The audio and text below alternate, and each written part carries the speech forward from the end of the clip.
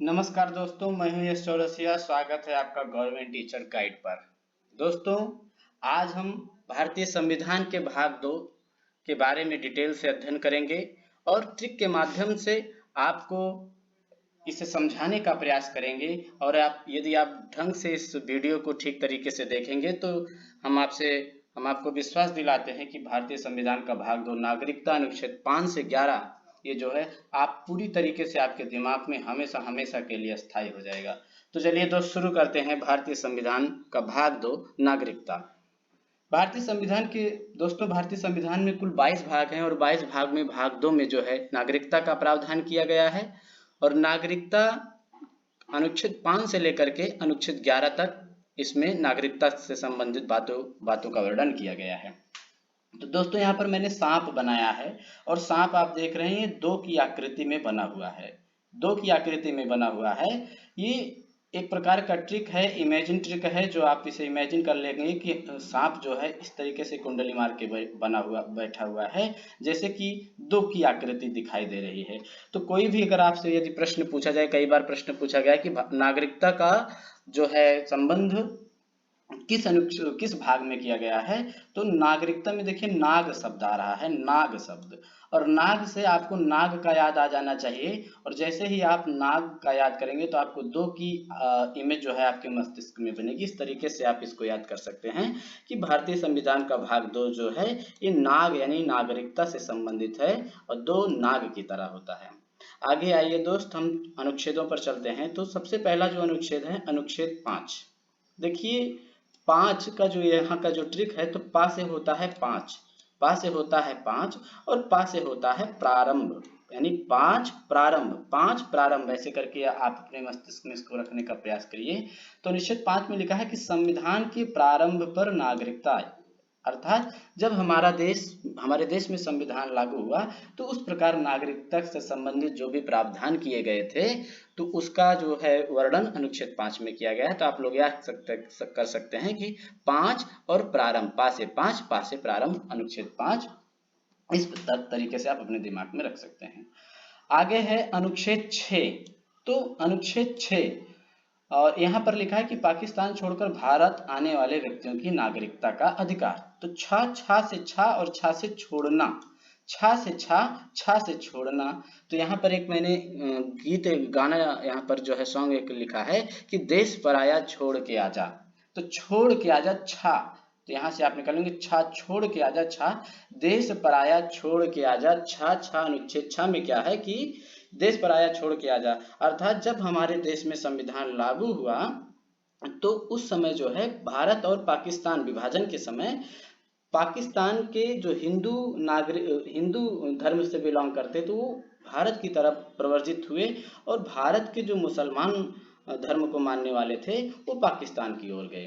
तो यहाँ पर लिखा गया है कि देश पराया छोड़ के आजा, यानी कि कहा जा रहा है कि पाकिस्तान में जो लोग हैं उनसे भारतवासी कह रहे हैं कि देश पराया, यानी कि वो देश अब पराया हो गया है, उसको छोड़ के आ जाओ। यानी पाकिस्तान से भारत आने वालों की नागरिकता का वर्णन भारतीय संविधान के अनुच्छेद 6 में किया गया है। 6 का मतलब होता है छोड़ना, देश पराया छोड़ के आ जाए, यानी पाकिस्तान से भारत आने वालों की नागरिकता।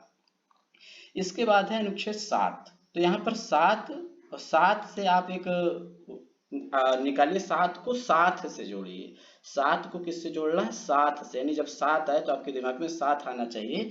तो अनुच्छेद 7 से संबंधित जो सॉन्ग है वो है कि साथ ना निभाया तूने, साथ ना निभाया, क्यों मेरा प्यार तुझे रास न आया। एक सॉन्ग है दोस्त, अगर आप लोगों ने सुना होगा कि साथ न निभाया तूने, साथ न निभाया, क्यों मेरा प्यार तुझे रास न आया।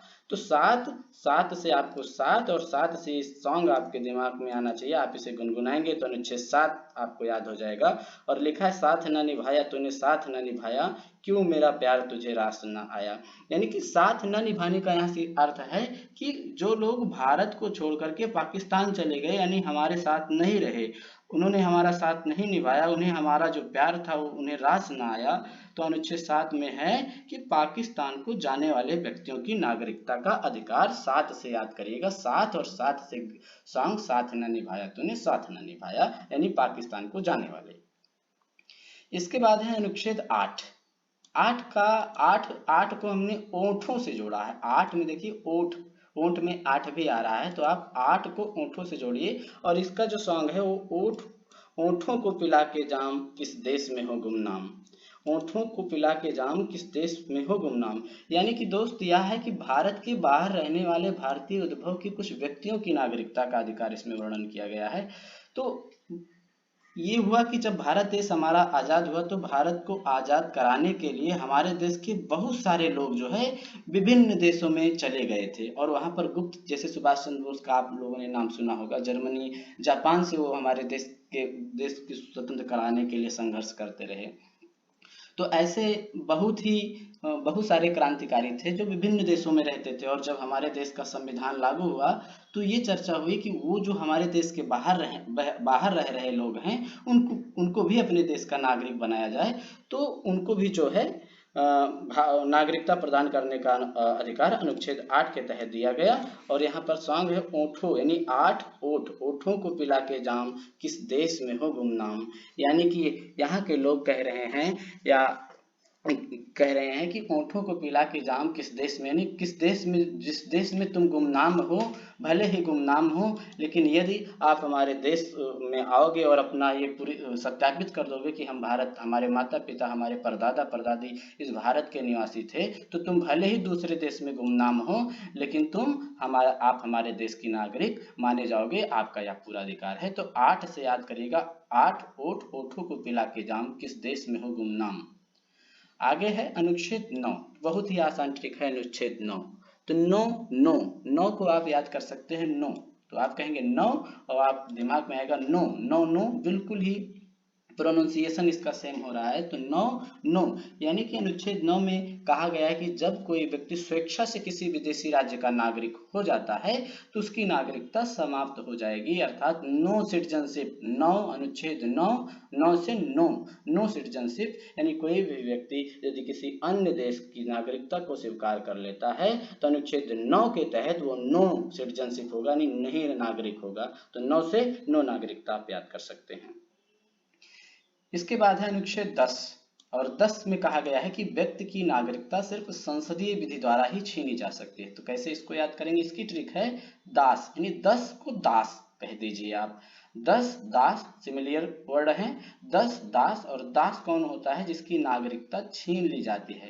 दोस्तों, नागरिक होने का सीधा अर्थ यह है कि जिस राज्य में, जिस देश के आप निवासी हैं, वहाँ के जो भी संवैधानिक अधिकार हैं, जो भी राजनीतिक अधिकार हैं, वो उसका आप उपभोग करेंगे। और यदि आपको वो अधिकार नहीं प्राप्त होते हैं तो आप वहाँ पर एक दास की तरह काम करेंगे, एक दास की तरह बन जाएंगे। इसलिए अनुच्छेद 10 में है दास, और दास का मतलब है नागरिकता छीन लिए जाने पर, यानी नागरिकता छीनने जाने का वर्णन जो है 10 में किया गया है, क्योंकि 10 में 10 ही दास बनाता है। तो इस प्रकार से आप अपने दिमाग में इस ट्रिक के माध्यम से रख सकते हैं।